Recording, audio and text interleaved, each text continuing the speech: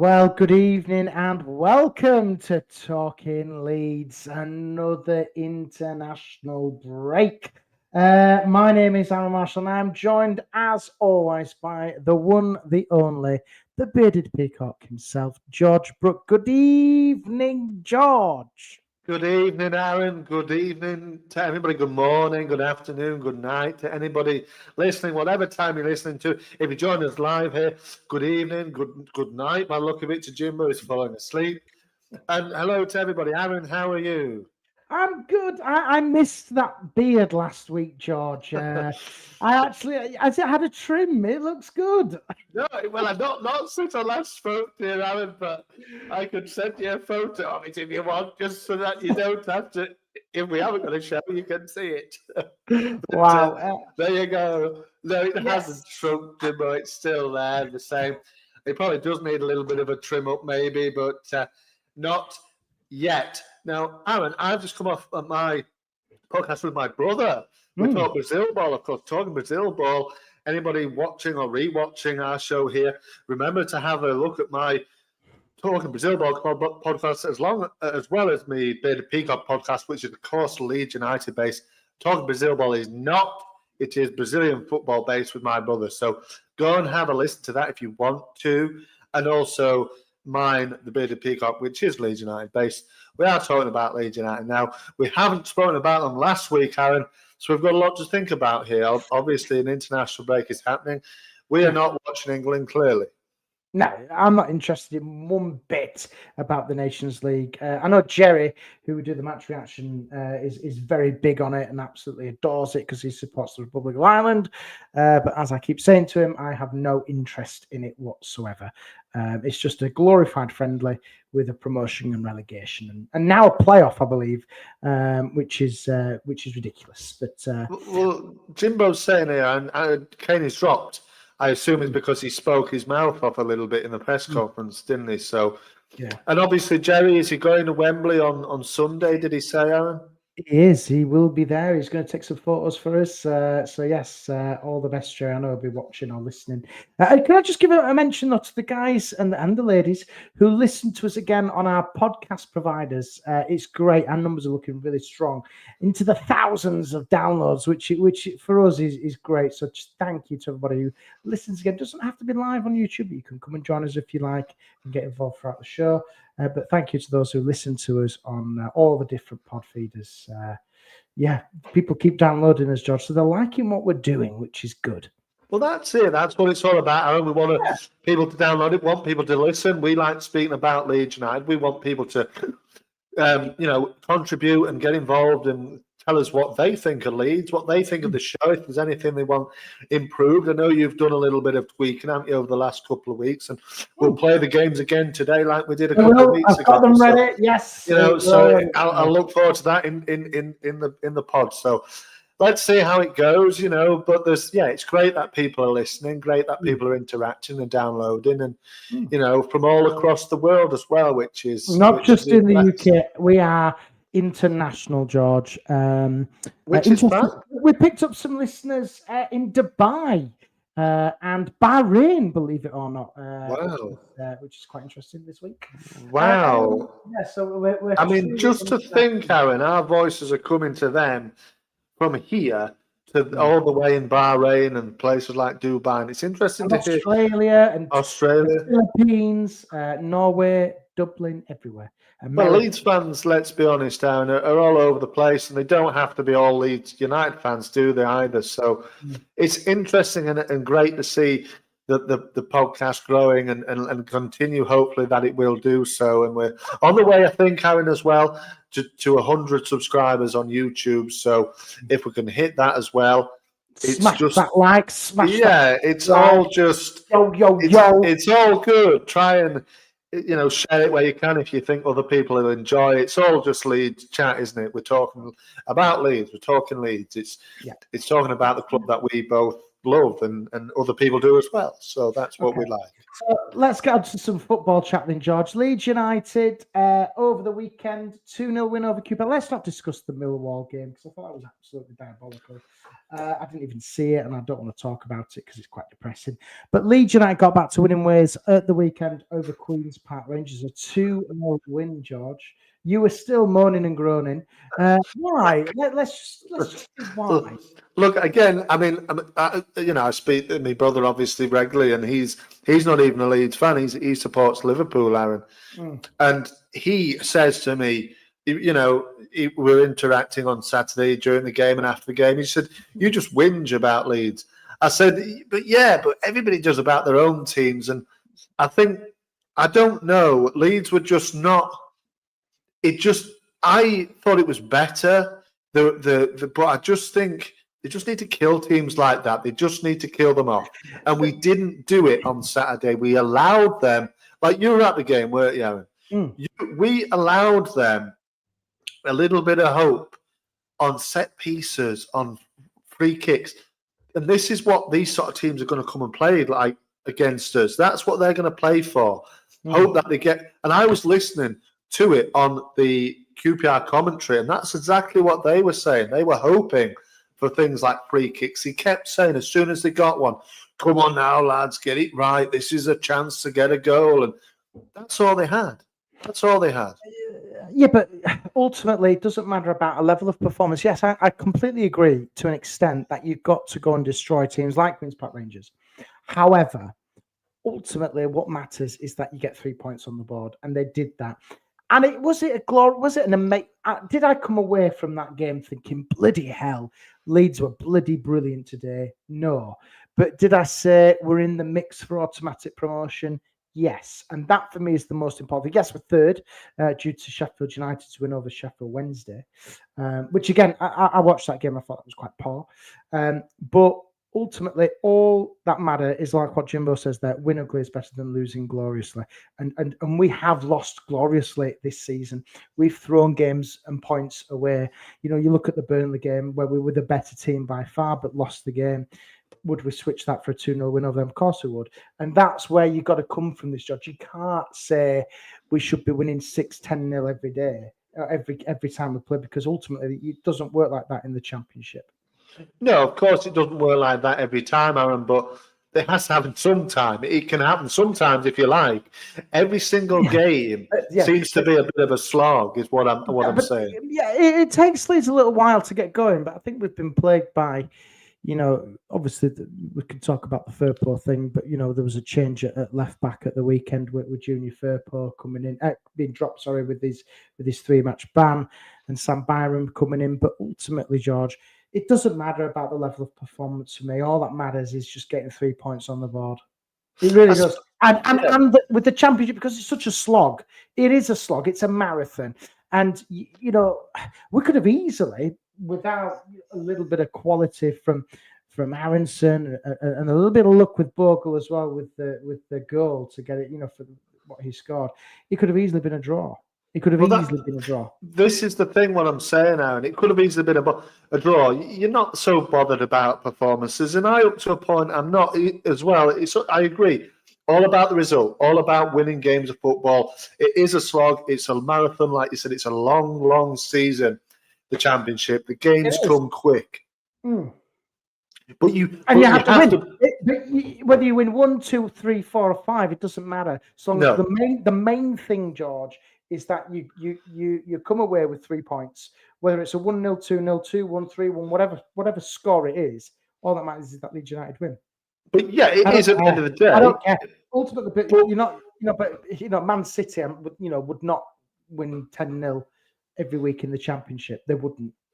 Well, no, they wouldn't. But I think you can win 10-0 or 3-4. But that's what you're wanting, George. You're wanting a 4 or 5-0 every week. But that's what we should be doing. And no disrespect to these teams, that's exactly what Leeds United should be doing. Leeds should be Elland Road. Let's be honest, Elland Road. You've got to set your stall out and say, hey, we're going to absolutely destroy you. And we don't even care that you even turned up. You shouldn't have even turned up because you're going to get beat heavily. We're giving these teams an opportunity, Arron, And at some point, you say it doesn't matter. I think it does matter. I think it does matter. The way the play matters. You're going there every other Saturday and pooing your pants every single time in the 90th minute, thinking, "Gosh, are the other team going to score and we're going to lose this match or equalise and draw?" And I do want 10-0 every time, Jimbo. That's why I would suggest it a long while ago for people who would. Shall I tell you why I was not worried whatsoever against the QPR game? I can tell you this, and this is what it was typical Leeds. That in that first half, the pressure that they were putting QPR under was phenomenal, absolutely off the park. They couldn't string 3 or 4 passes together. Queen's Park Rangers in the first kind of 35 minutes, they were absolutely awful. And when Leeds kicked into gear, the press was phenomenal. It really was, and you could see this. I think this is the difference from when you're watching it or listening to it for when you're live there in the ground. You could see that, you could sense a goal was coming before Bogle scored. And that's why I was not worried whatsoever, because once Leeds went 1-0 up, that was absolutely fine. Leeds were in complete control of the game. I actually didn't think QPR were that bad. I genuinely don't think they were that bad. I've seen worse teams at Elland Road, but QPR were not one of the worst teams. I thought they were quite organised. They made it quite difficult at times. But this is the problem. Teams which come to Elland Road this season in the Championship will come here. They will throw 5, 6, 7, 8, 9, 10 men behind the ball, and they will make it difficult for Leeds. It really, of course it will. That's because of who we are, and we are everybody's cup final. Of course it is. That's the nature of it, Aaron. And I think, and ultimately, even though when you go 1-0 up, they'll still hold back and think, "Well, it's damage limitations." With the exception of probably Plymouth, it's one of those. It's one of those, and I don't think you can please everybody. I know. Listen, there's been a lot of keyboard warriors out on social media this week, slating Daniel Farke, and I just genuinely can't understand why. I really can't. No, I mean, going back to your point about the opposition, they do. That's what they play for. They play for free kicks and set pieces and scrapping one in off a free kick and getting a 1-1 draw or a 0-0. Yeah. Keep it a 0-0 as long as you can. And you could see that. QPR, no quality at all really on the pitch, but they will make it difficult with the amount of bodies they have packed in and around the box. We have to ultimately find a way around that. They did on Saturday, Aaron, and that was fine. But like Jimbo says, we would get hammered by better teams, and that's the problem. That's the problem with the manager and how he. George, I'll just interrupt you. We have a goal in Athens. It is currently Greece 0, England 1. Because I know that Colin said that there's a big game in the Nations League, the League B, amazing game against Greece, and Ollie Watkins has just scored for bloody England, and they're going to win the World Cup. It's fantastic. Thomas Tuchel. Well, I mean, managing Thomas Tuchel. England will want to put one over on Greece because of what happened last month at Wembley, won't they? So they'll probably be wanting to put it right. If anything, George, if we're linking England to Leeds United, England should be absolutely annihilating Greece at Wembley, and they lost to them. And that's when I think the world and the country realised what it was like to be a Leeds United fan. Yeah, I think football doesn't always work like you think it is going to do, does it? But what I'm saying in this division is it should. Leeds are better quality than basically any other team in this division, bar 1 or 2 that have pockets of quality here and there. Now, I agree with a lot of people. We are the best team in this division. Now we definitely are. And it's just us. We need to now be consistent and show that. And we need to go on a run. With that Millwall game, it happens. These things happen. I was very, very annoyed. And that is always going to happen. And everybody was. But you come back. Yeah, relaxed in the games. And we were talking about it before Saturday's game, I think, Aaron and Lou as well. I think we all said we're not worried about these sort of teams. Any sort of game at Elland Road, you sort of fancy Leeds to win, don't you? So you go into it quite relaxed.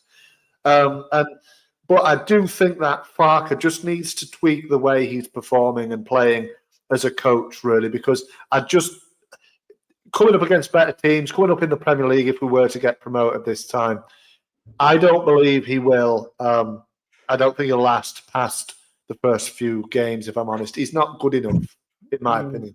I think ultimately, before we even get to that, we've got to get there first, and we've got to get out of the Championship. And we do. I look at.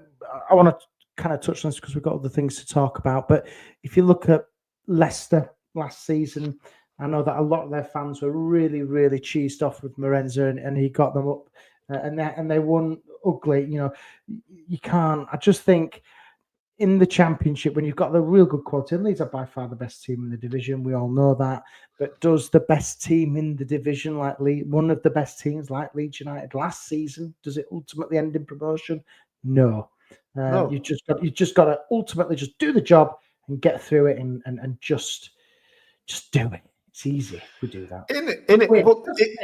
It does look so easy, Aaron, when you look at it. That game on Saturday, I know you were at the game, and it is different watching it there than on telly, but it did look so easy for Leeds on Saturday.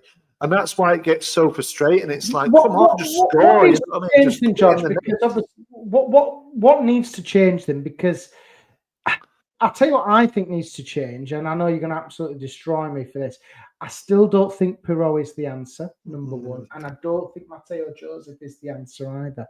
I genuinely don't think we have an out-and-out number 9 who will score 25, 26, 27 goals this season. And I think that is what we are missing. I think Aronson has been a breath of fresh air in that kind of 10 role. I think he's been brilliant. And yes, Ronnie's back at the start of the season, but you know what? I think he's come in and proven a point. But I do think we're missing on that really proven Championship striker for me. I don't know. I completely agree, actually, Aaron. That's the missing piece of the jigsaw. There was a time where, I like Pirot and I like Joseph, and there might have been a time where I've been disagreeing with you, but I agree. I think Pirot is better off coming as a sub, and we need a better starting striker for me. I think we need a better starting striker. And a lot of people would say, I mentioned it again to Alfie, didn't at some point recently, and he said, no, it'd be a waste of money. But no, I don't believe so. I think spent on the right player, we need a better starting striker than Mateo Joseph. Mateo Joseph is all energy, Aaron, and he's nothing more. He's a lot of energy and enthusiasm and effort, but he's not by all means, he's a starting player. And no. Pirot, for me, he can have the place on the bench and coming off as a sub and finishing the game off, because that's what he's good at, and that's what he did on Saturday, and that's what he's done so many times. Just grab us that goal, mate. Just go on and get that goal, make the game safe, and have somebody else up front. Forget about Patrick Bamford and go and get yourself a really good quality striker in January that can just put the ball in the net from the off. Yeah, Jimbo says, is it true been late with Kamar Roof? I haven't heard that. I don't know if you have, George. No, I've not heard anything about Roof. I tell you,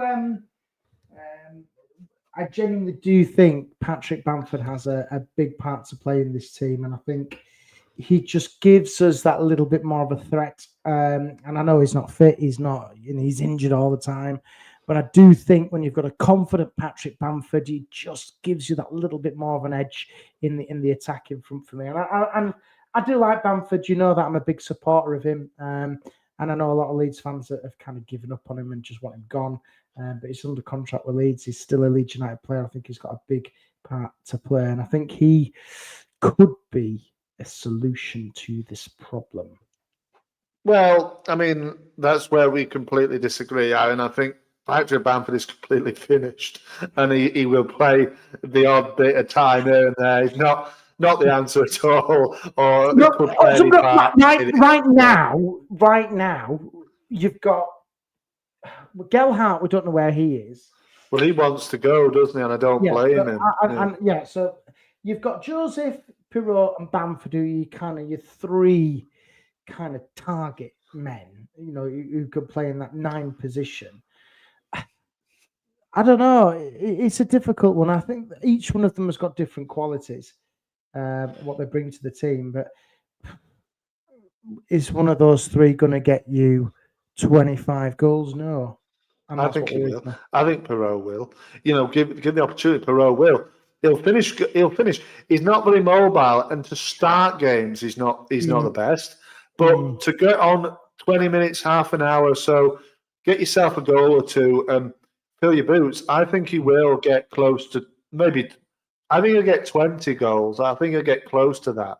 Okay. And don't forget, you're saying he's not whatever, but he is our top scorer, Aaron, I think. At the I know moment. he is. Yeah, he is. You know what I mean? You can't begrudge him, really. It was a lovely finish on Saturday to finish it off in the end, wasn't it? Really tight angle what he got it in from. So he is a good player. I don't feel like he's the answer, but I feel like he's an answer maybe if Farke would want to change the way that he played, but he doesn't. So Perot can't play up top by himself. He just can't do it. He's rubbish in that. He's ineffective.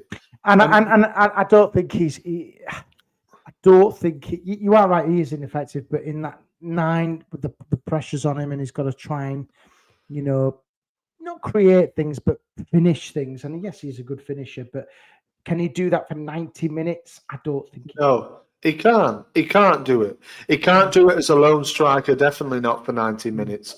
He needs a partner. Maybe he could do them, but Farke doesn't want to change it. So Mateo Joseph is the same. Like I said, he's all energy, but he's not a good finisher or really that good of a quality of a player really at this level yet. I say yet because I think he could be eventually. Great word, yet. Yeah, exactly. So he could be eventually, Aaron, but I don't think he is now. I think we need a proper number 9 who can score goals, and he could come from anywhere. Jimbo, I've just had a quick check. Roof hasn't been linked to Leeds. It looks like he's being linked to Norwich, and he's a free agent at the moment. It's Kemar Roof, so he would be free to sign whenever at the moment. And if we do go up, I don't know, maybe Jimbo, maybe. I mean, I'd be open to offers from the BBC to do that. So if they want to knock on my door and say, "Come and do that," then that's fair enough. I know, but nobody would want to see me present it in my pants. I wouldn't be saying anything silly like, "If Leeds win the league, I'll present it in my pants," because I don't want to wish that on anybody. But good. Well, you're not doing that because we'd get kicked off YouTube. You could maybe do that on some form of OnlyFans site or something like that, George, on your own channel. Oh dear. Just on that front, then, George, because obviously the January transfer window is coming up. There's been a big change in recruitment at Leeds over the last couple of days. You're going to throw your hat in the ring there to be a 49ers consultant transfer guru for Leeds United?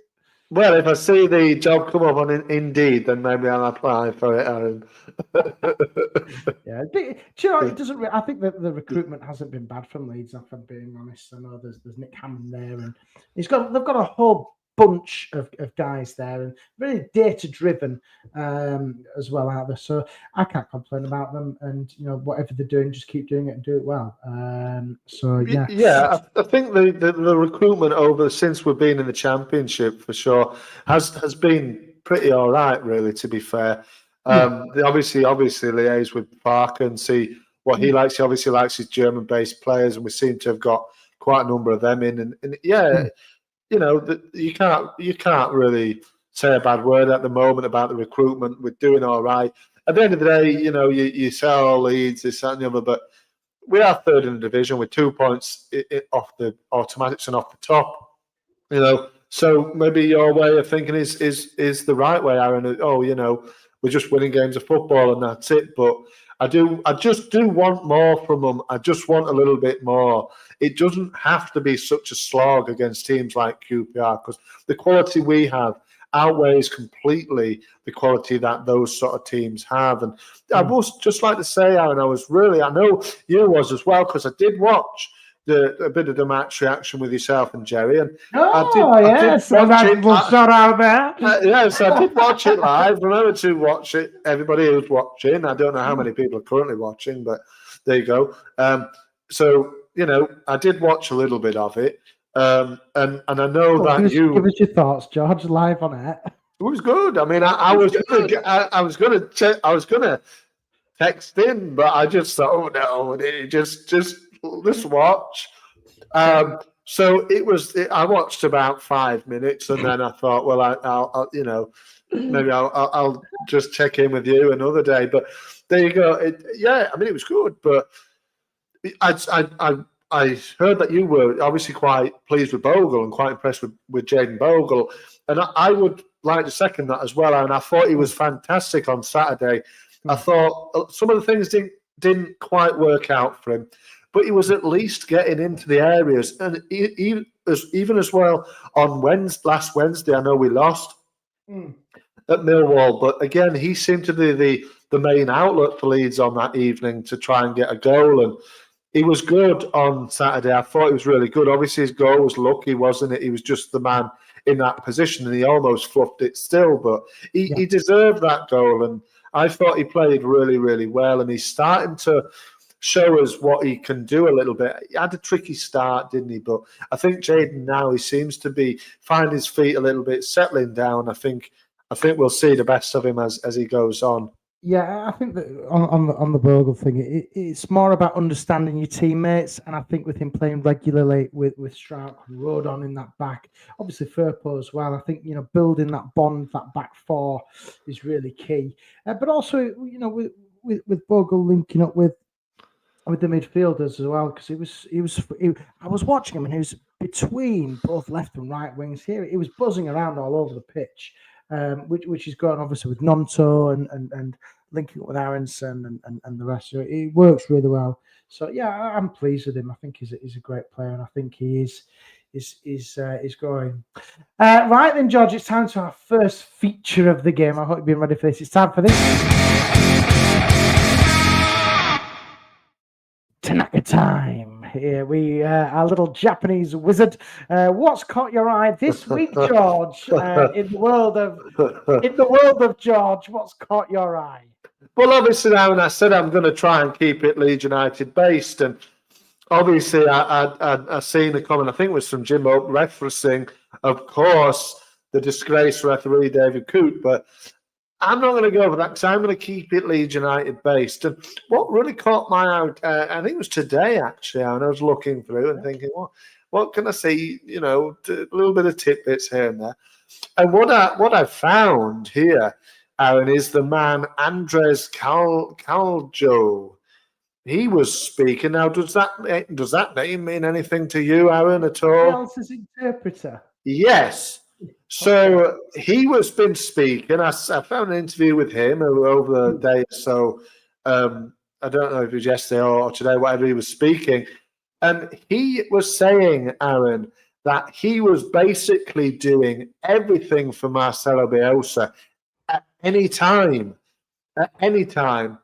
And he was taking him to medical appointments, and he was doing this, that, and the other. And it got me thinking. He did say he went sightseeing with Marcelo Bielsa. He was like his designated driver for sightseeing. He would go and take him to sites of Leeds and things and the surrounding areas. So it got me thinking, and you're a big Bielsa fan, and I am. What would you sightsee? You've picked him up in your car, and you've gone, right, Marcelo, we're going to so and so. Where would you take Marcelo Bielsa around the area? Where would you take him? Because this in Yorkshire or in the country? Yeah, in Yorkshire, because this is what Andres Caljo was doing. He was taking Bielsa around. This is what's kind of caught my eye, and what I thought I'd give you a little bit of a chat as well. And because I know you love Bielsa, and I thought that would be a nice little. That would be a nice little. That is a really good one. I'm sure people in the comments will jump in and tell us. But do you know what? You've absolutely thrown me there, George. Where would I take him? There's so many places. Do you know where I'd take him? I would take him up. I'd probably take him to Three Peaks. And I'd love to yes. him. one of the Yorkshire peaks, and I'd do probably Penny Gent with him because he liked his walking. And the views up there are stunning. You can see Ingleborough, Whernside, all that sort of stuff. And I do like my little bit of walking now and then. And I'd have loved to have walked up Penny Gent with Bielsa or one of the other three peaks. Just so a really good chat with him and taking the sights. I think he'd like that. Yeah, that'd be nice, wouldn't it? But he would do that, Aaron. Take him up walking, and you could have a nice pint afterwards. And also, I did now. What would you do, George? Where would you take him? See, what I do, Aaron, is I take him to Harlow Car. Now, you know where Harlow Car is. I think you've possibly been before. I think you have to tell our international viewers what Harlow Car is. So Harlow Car is an RHS garden in, I think it's in... I can't remember where it is actually. I think it's near. Is it Harrogate? Where it's on the way to Harrogate, isn't it? I can't exactly remember where it is, but it's a lovely garden with all sorts of stuff. You've got your Betty's tea room in. We'd have a little Betty's in there. We'd have a bit of tea or whatever, or coffee. He likes coffee, doesn't he? Yeah. And I'd just have a look around the gardens with him. It's a really nice place to go in. The sun's shining, you go in there, it's lovely. And I'd probably take him there, you know what I mean? We'd have to go on the bus, but you know what I mean, that might give me the experience. That might just give me a chance to chat with him and all sorts. And maybe Mr. Carajo could come as well, just to be the interpreter. So that would be fun. But no, I'd take him across there. That would be great fun. I mean, Jimbo says he'll take him to the Otley Road. I mean, that'd be great fun as well, wouldn't it? But, I mean, but the thing is, another thing did catch my eye as well this week, and I don't know if you've seen it. I don't know if anybody watching or listening has listened to these, but it's a podcast as well. I'm sure you'd have heard of it. Under the Cosh. We don't give adverts out on here, but it was on there. And Barry Douglas was speaking. It was an interview with Barry Douglas, which was quite interesting, actually, as well. I listened to it this week. And he seemed to have a bit of a stick up his arse, to be fair, about Bielsa. And to me, it seemed like they were criticising him on the podcast. John Parkin and the rest of the guys. And Douglas as well himself. I don't think he came out very good off this, really. It seemed like to me... He had a bit of a troubled time, at least, didn't he, Barry Douglas? He started well and then fell apart. He did, but he had a lot of injuries, but he was basically almost saying that the regime, Bielsa's regime, was the reason why, in a way, that he was so injury-prone and got a lot of injuries. He was also saying about how he was a very standoffish man. And he did say how he would see him in Wetherby, because he lived around the area as well. And he would be kind of like, he'd say hello to his son, but he'd always be quite standoffish and stuff. And it just seemed to me, it was interesting to hear that he wasn't really he wasn't like damning him, and he kept saying, I'm not, but it just seemed to me that he was being a little bit negative about him, really. And so was the other guys on the pod as well, who, for me, John Parkin, he scored a lot of goals, but he wouldn't want to be doing that sort of running, would he? And let's be honest. So, that was interesting just to hear, because you hear a lot of glowing reports from Bielsa, don't you? But it did to me. I mean, listen to it. Most of it is. I think it's about nearly a 2-hour long thing, but most of it is around his time at Leeds. So, it was just interesting to hear a different kind of take on it. I'm sure he wasn't being so negative, but to me, it just seemed quite negative. I know he had a bad time, really, but at Leeds. But at the end of the day, we did get promoted still there. He did speak about him going into him to see Bielsa, and he was quite cold almost with him and this sort of thing. So it's probably because he put on £2 or something over an international break. Speaking of Bielsa, I've got my Viva Bielsa pen there. Yes. I always make notes throughout the show, and that's my pen. So well, there you go. There you go. That's an interesting Tanaka time there, George. He did. But Barry Douglas also did reference. He did speak about Mr. Jean Kevin Augustin. And he actually said that he was doing a drill with Augustin. He phoned his agent up afterwards, and he said, "Who's this lad we've signed?" And he was like, "Well, it's Jean-Kevin Augustin." And he's told the guys on that podcast, he said he knew then he weren't going to make it, he weren't going to cut it, he weren't going to be able to. He said, I think he said, this guy's not going to play for us. He said that's what he said to his agent at the time. He said he's not going to play for us, and he was right, really, because he barely played. Yeah. He just couldn't get up to speed. He said so. Yeah, wow. So it was interesting. It was interesting. Yeah, good. That's a good Tanaka time. What's caught your eye this week? Well, I was just going to say, because it's been over the last couple of weeks, I was just going to mention Donald Trump. Yes, but that's time for me. Donald Trump is back, and I think it's hilarious. Yes, he's a prick. Yes, he's the most obnoxious twat in the world, but I think it's absolutely hilarious. And then what tops it off is he wins the popular vote in America, which I think is even funnier. So there you go. I'd want to put Donald Trump into that time and hope that eventually he would pump some money into the 49ers and then help Leeds get promoted to the Premier League.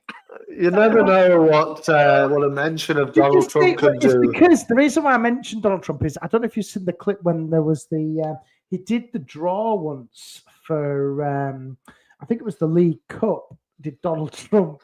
Yes. And he pulled out Leeds, and then he pulled out Man United in the cup. And he went, oh, and he knew about the rival, which I thought was quite good. So that clip, which I thought was quite funny. I have seen that clip going about. It's a long while back, isn't it? Back in the 90s, that one. Jimbo says he's had worse managers than Trump. Oh, God. That's it. That's the quote. It says, "Oh, Donald, you don't know what you've done." And he knew what he'd done. That's the quote. And now he's now the president of the United States again.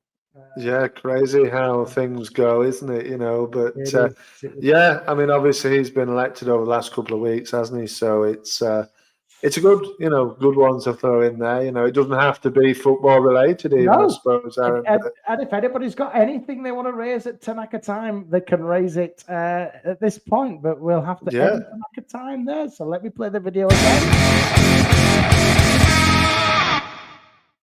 Go, Tanaka time is over. Tanaka time is over. So, George, let's just have a quick review then of Leeds United so far. This is the last international break now up until March. The real season can kick in now, George, can't it? Because there's no more interruptions between now and sometime in March. I think it's mid-March when the next kind of Nations League / Carabao Cup / whatever it is in the national, I don't know what the hell's going on, kicks in. Go on, give us a review, Josh. Are you quite happy with where Leeds are so far this season? I'm happy with where we are in the table and the distance between the top two. It's great, 2 points. We're in and around it. But yeah, as we know, Aaron, as I've said in so far, I'm not 100% happy with how they're playing. We are getting results, which is fair enough. But forget playing. The third in the league, 2 points off the top. Given this time last year, I think it was a lot worse in terms of points on the board. I don't think it was. It was the Ipswich and Southampton, Ipswich and Leicester. Sorry, were absolutely flying. I think somebody will quote me in the comments. It was about 12 points or 13 points clear of Leeds at this time last year. Yeah, obviously the gap between the top two, but we were on a similar points tally. I think we're about a point behind where we are now. So we're on a similar points. The only difference is we're closer to the top two because the Leicester and Ipswich both went on mad runs, didn't they, at the start of the season, didn't they? So which took us. Well, obviously, we did eventually catch up to a point and then obviously fell again behind. But it's going to be closer this time. And I've heard a lot of people say if we can get on a good run, like Carl says here, if we can get on a good run, we will be positioned and not fully we haven't got going fully yet, I don't think, no. But I do think that if we can get on a good run, I think Sunderland will start to fall away. I think genuinely it will be between us and Sheffield United who can win the thing. So And if both clubs can distance themselves from the third position, then we're okay. I think it'd be harder for the teams below to bridge a gap. I was a little bit, not you can't do anything about the other team, or you can't do anything about Leeds results. You can't do anything about the other team results either. But I watched Burnley. I watched a bit of Burnley on, was it Sunday? Yeah. And that was a terrible game. And they won it off a last injury time penalty. And they looked terrible, to be fair. And I think they're only just going off. You know what I mean? They started okay, and I think they will. We've got a bit of a gap on Burnley now. They've got a lot. I think it's only 3 points. It's 3 points to 3 points. They've got to win one more game than us. I think you're right, George. I can't really complain. I'm just reading what Richard said here. We are on course for the same points as last season or more, so we have all got to be happy, but we need a good run so we can get ahead and stay top if we lose. Welcome, Enzio. It's good to see us back, George, which is good. Give us a like and subscribe, Enzio. And I completely agree with what Carl said, what he said there. We're well positioned. We're tucked in nicely, is what Jerry said. Yeah, well, he's right, isn't he? We are tucked in nice. We're not far off the top two. We've got, like Carl said, we haven't fully got going. We've got scope to keep getting going. We've got the January window if we need to strengthen, which hopefully they will see the point to strengthen at some point in the January window where we need and they have to. And there's money in the bank. They have to do. They can't just stand still. They have to improve a bit. Obviously, I think like Ramazani, when he comes back, will be a massive plus. And he's shown already how integral he is almost to the team. And for me, watching Leeds without obviously Somerville and Georgie have gone, and Ramazani was that kind of outlet, that bit of excitement in the team. Without him, Leeds look a little bit flat for me. Nonto and Solomon, all right, technical, they're very, very good. And I know we haven't seen the best of Manor Solomon, but technically they're very good. But they're not as explosive as like Ramazani or Somerville was. Can I just interject there, George? I'm going to throw you something out there. I think our team this season is better than the team we had last year because of this. Last year, when I think back to watching games last year, it was pass to Ruter and then pass to Somerville and hope to God something would happen. And I think this when you've got a little bit of pace from Dan Jones, he was still there last year, of course it was, but you got that injection of pace. You've got Nonto, who's now the star man for Leeds. You've also got Aronson, who gives you that creativity. Yes, he still falls over if he farts, but he's got that little bit more class, that little bit more edge to find that final pass into for Joseph or Nonto, whoever. He's got a way in. And I think, what Richard said, that we need to start taking our chances more, but I think they will come. But I think this season, we've got more of a team based ethos, and I think it's coming through. Last year it was just hit and hope that Somerville and Ruter could do the business. But it was up to a point. I mean, we did have some quality players still in there, but I do understand your point. They were the stars. Yeah, of course they were, and I do agree. This time it is a bit more of a team effort. People are going to share the goals around a bit more. Maybe you're not going to get a player on like, what did Cree get? 17 was it last season or something? Yeah. You're not maybe going to get a player close to that, though I do think Perot will. But you're going to get more people on 5, 6, 7, 8, 9 goals. Yeah. You're going to get more people on goals, lower tallies of goals, because the goals will be shared around a lot. And it doesn't matter who scores in the end. It's not the matter of that going the goal. And Richard says the main problem is we still, we have to taking chances, and it's right. They're so wasteful, Leeds. Even on Saturday before we scored, we could have had 1 or 2. Aronson hit the bar, didn't he? But I agree with you. Aronson looks really, really. But he is. Let's be honest. He is at this level. He is. And it's like what Carl said last year. It was more individual star quality. This season, it's better all round. You look at Tanaka as well. I know we've got a bit of a feature about him at the moment, but for me, he's absolutely brilliant. The way he can pick a pass and ping it around. It's just brilliant. And you look at Rothwell as well. I think he's gone a lot under the radar. I think he's such a workhorse for us, and I think I'm not saying that he goes hiding in games. I just think he doesn't get the credit that he deserves. He's just he does his job, doesn't he? And people don't really realise players that do the jobs. I think he's very steady. He's steady, isn't he? I watch him a lot, and he's just there passing it to Tanaka, and then he passes side to side. But he has got the quality as well, like Tanaka has, to pick that final ball to then get us on a really quick kind of turnover. But they do see a lot of ball, those two in the middle, don't they?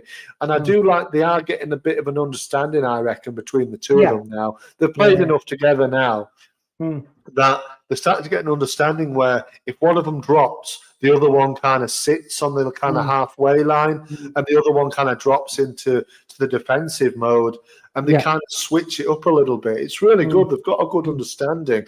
I mean, I'm sorry. Ethan comes straight back in, doesn't he? You've got to say when he's fit. There's no rush for him to. There's no rush. No, I think if it was last season, we'd be panicking, thinking, "Shit, we've got to get him in quickly." But now, I don't think. I think that the middle of the park, for me, is relatively strong. And I don't see we don't need to be panicking. I think when Gruev and Ampadu got injured, we thought, oh shit, we're knackered now. But actually, those two, Tanaka and Rothwell, have come in and stepped up. So I think it's they have. Oh god, it's all right. And even Gulavogi, when he's come on in the parts, he looks good, doesn't he? He looks strong and he looks competitive and he's good on the ball and he doesn't panic. And I think he looks. Not that he'll probably go past this season, and when the other two lads come back, I don't think he'll see a lot of time at all on the pitch. But for what it is at the moment, Aaron, I think he's done. He was a good signing for what it is. Yeah. I just want to touch on these comments before we look on the trivia quiz. Enzio says Rothwell always looks to push forward, which is good. Tanaka and him are a good pairing. And Carl says Tanaka and Rothwell are progressive players, where Ampadu and Gruev played more side to side. When we get Ampadu in there alongside one of them, it will free up Tanaka or Rothwell. Well, yeah, I agree with this because he's they are a bit more progressive. They do go side to side a lot. But I think they have Ampadu has the thing in his arsenal where he can just pinpoint a pass. But I think these two are a little bit more forward thinking, aren't they? So they will be a bit more quicker to pick a forward pass. And, after a couple of 1-2s between each other. But Saturday, they were not in any danger. There weren't any pressure really on either of them, really. It was, you thought if they're going to score, it's going to come from a free kick or it's going to come from a mistake from Leeds, and we didn't make any, thankfully. So that was really good, in the end, and we won easy, and Tanaka and Rothwell are a big part of what we've been doing, Okay, good stuff. Right, George, it's time for this. It's your favourite part of the show.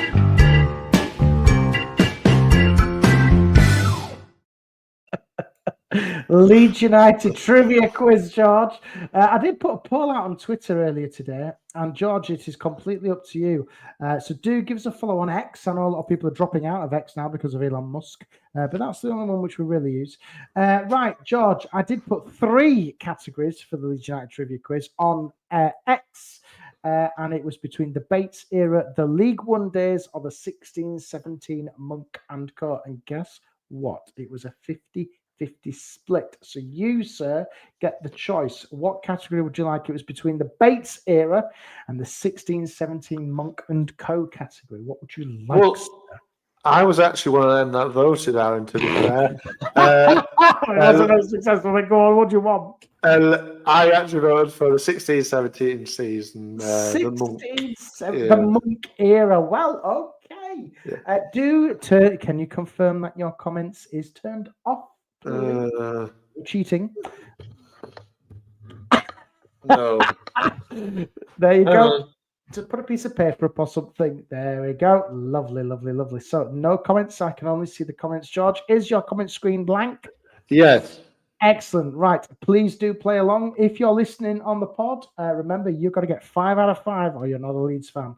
It's as simple as that. And play along in the comments if you want. So, George, Gary Monk at Leeds United. Here we go. Question number 1 is, in which season did Gary Monk serve as the head coach of Leeds United? 2016-17. Correct. That is correct. Well done. Nice, easy one to start you off. I need to get a little bell or something if I get it right. I'll get one. Question 2. Under Gary Monk, Leeds United finished in which position in the Championship? Seventh. 17 season. 7th is correct. Well done to you. The next one is, which player was a Leeds United's top scorer in all competitions during Chris Wood. tenure? Chris Wood is the correct answer. You go for 3 out of 3. This is question 4. And this is a little bit more tricky, George. So here we go. Gary Monk's Leeds United achieved a memorable 2-0 victory against which Premier League side in the EFL Cup during the 16-17 season? That is a little bit trickier, actually, Aaron. Yes, I can remember this game. I was there. It was a home match. Well, I'm not going to tell you what it was or who it was because I might give it away. But who was it? Oh man, you know, I can't even remember. That's sort of stumped me a little bit, actually. Which team was it? I'll only give it away then. But it's a Premier League side now. No, it was a Premier League side. But they're not now.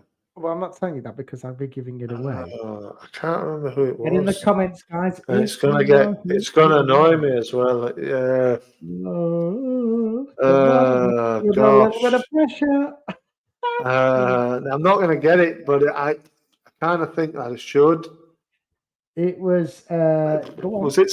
No. I'll give you a little bit of a clue. It went to penalties. If that helps. Really. No, Jimbo, that's not the right answer. No, was it? Oh gosh! Come on, I need an answer, George. Palace. Was it Palace? It was not Crystal Palace. Leeds United drew 2-2 with Norwich City in the EFL Cup, and they won 3-2. And then they went to. Do you know where they went to after that? Southampton. I don't know. What? Southampton. They went to Anfield after that one. And they lost 2-0. Okay, so that's I remember that game. I didn't realise they were Premier League at the time, actually. And then your final question was question number 5. Why did Gary Monk leave Leeds United at the end of the 16-17 season? How did he leave? They just left, didn't he? He couldn't be bothered. So what did he do, I George? think he got a new. He got a new job. He went to Middlesbrough, was it? So what did he do? He left him. He went to Middlesbrough, didn't he? Well, was he sad? Did he resign? Did he retire? He resigned, didn't he? He resigned. He didn't want to. He didn't want to do it anymore. He resigned. He did resign. They wanted to keep him on, but he didn't want to do it. I think he went to Middlesbrough. Didn't he? He did go up to Middlesbrough, yeah. Do you know where he is now for a bonus point? Managing at Bristol Rovers, was he? I don't know where he is currently, actually. Do you know what? I can tell you where he currently is if you give me a bonus point. Well, I have a bonus point. He's currently managing in the EFL. Is it Bristol Rovers, was it? Yeah, where is he? No, right now, where's he working? He was at Bristol Rovers, though. I don't know. Gary Monk. No, he's never been to Bristol.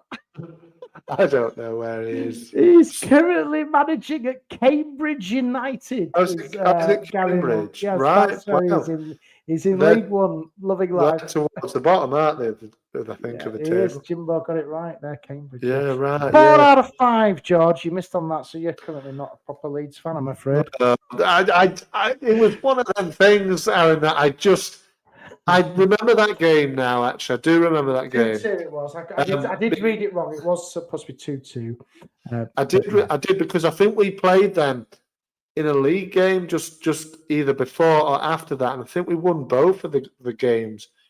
Went to penalties. I think Silvestri saved one or two. I was in Leeds on that night. I do remember, and I wasn't at the game because it was at Elland Road, wasn't it? Yes, you do, Jimbo. You do get a bonus point. So that I get to play it again. That wraps up your Leeds United trivia challenge for this week.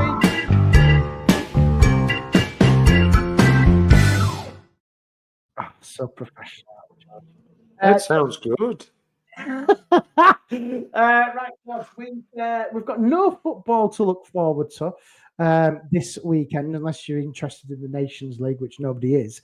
So I think the only thing that we can really predict is England in the Nations League, because that's all that's going on. George, they're currently winning 1-0 against Greece. England play Ireland on sometime this weekend. Sunday. Sorry. It's a big rivalry. Jerry will be there. He wants a prediction. What do you think is going to happen in that one? Because it's the only thing we can preview. I don't know. 10-0 England. 10-0 England at Wembley. Yeah. I mean, Ireland, no disrespect to Jerry because he's a nice man, but Ireland are not very good.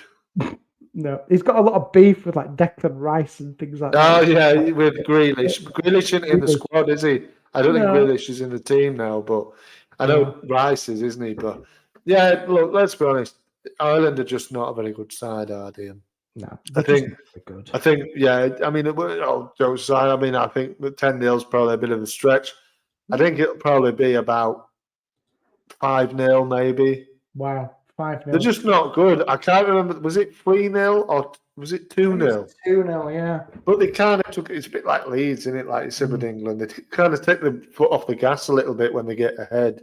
Do you know? I'm going to throw this out there. We should do a match. We should do like these YouTubers do, like watch-alongs. We should do that for the laugh against England and Ireland.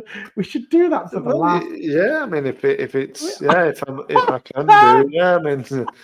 Why not? I don't think anybody would watch, but I think it would be quite funny. Even though I'm not bothered, But no, we won't do that. We've got other things to do. But yeah, I think the match against Ireland for England will be a steady 1-0 win. It's quite a boring thing to watch as international football. And that wraps things up, George. Do you want to give a couple of shout-outs to everybody who's listening again on the pod? And what have you got coming up this week on your shows? Yeah, I mean, shout out to everybody watching. Everybody's interacting with us here this evening. I don't know how many people are watching live, but if you're listening again or you're watching again on the reruns on YouTube or on Spotify or whatever, thank you for listening. And give us your comments, follow it, subscribe it, tell your friends about it. That's the only way we're gonna get get advanced and get more people listening. As far as what I've got coming up, not a great deal really. I mean, it is the international break, like you said, on my channel as well. And I'm not like a lot of these people that try and fill it up with just pure guff, pure crap. You've got to have something to talk about, really. If something happens, unexpectedly with Leeds or some news or whatever that I feel like I need to talk about, then I will do. But generally, I won't do. I mean, I have got a couple of videos probably planned in between if I get to them, if I can have time before the game comes up against Swansea, although they do seem to come up pretty quickly. Is I want to do some introducing videos, which I do for the young players, for any academy players making their debuts. I try and have a little look into their career so far or whatever.